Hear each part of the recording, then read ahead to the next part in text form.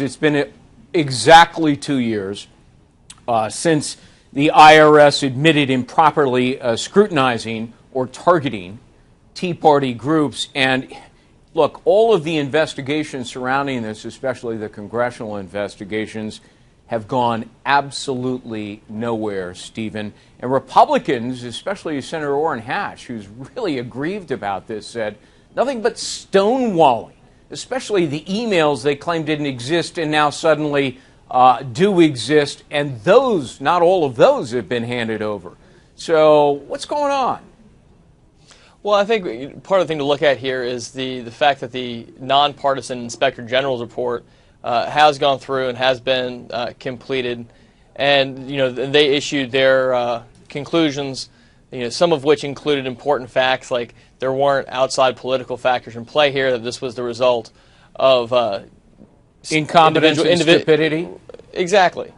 And to the extent that there are additional emails, I believe the Inspector General's office is already on record saying that these are most part and parcel of the same, and so they're cumulative, in fact, and not new facts being introduced. Congress has received 5,000 of the roughly 6,400 newly discovered Lois Lerner emails, so they haven't gotten them all yet, which is rather inexplicable. Adam, what do you think's going on here? Oh, gosh, well, just put the pieces together. First, Lois Lerner, the IRS, denies it. Then she says that, these emails don't exist. And then she starts to play the victim's card and lastly pleads the fifth. So what the American people want right now are answers from the IRS, who has no trouble dunning American taxpayers for information having to do with their own personal situation. I think it's time that we learn more about what was underneath this. They were more forthright about it. And as we start to look, Greg, at the effort by some to cut the budget of the IRS, which of course the IRS is screaming about, I think the bottom line on that is simply this. It's really a message from the American people. If you want more money, earn it. Stephen, I'll give you the last question. Part of the legacy of former Attorney General Eric Holder, he refused to appoint a special prosecutor to look in this. And instead, who does he appoint? A Democratic supporter and Obama donor to head up the Department of Justice investigation. And what have we heard about it? Predictably, nothing. I mean, that's just plain wrong, isn't it?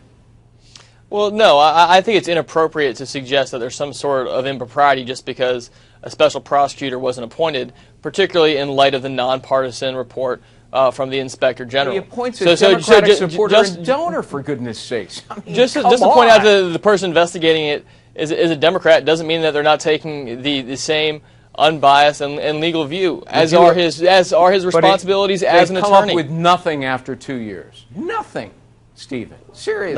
Neither has the Inspector General's report, and neither has the congressional investigation. Yeah. You know what? I am going to ask one more question, Adam.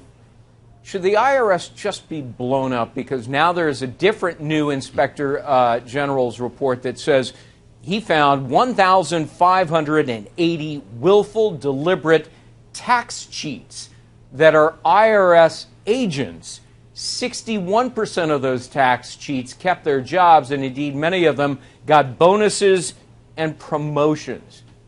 Is this an agency that just needs to be abolished and start over again?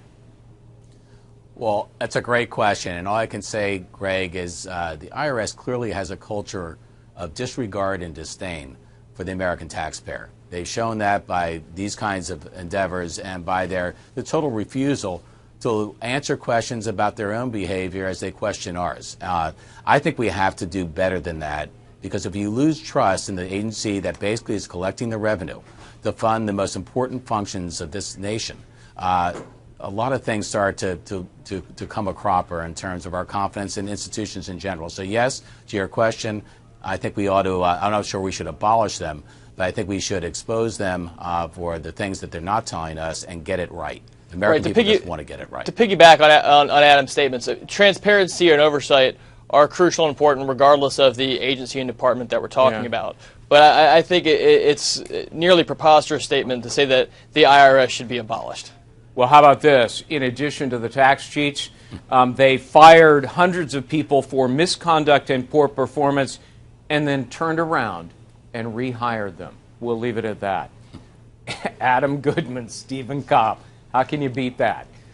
Check out foxnews.com for more on this developing story. I'm Greg Jarrett. Thanks for watching.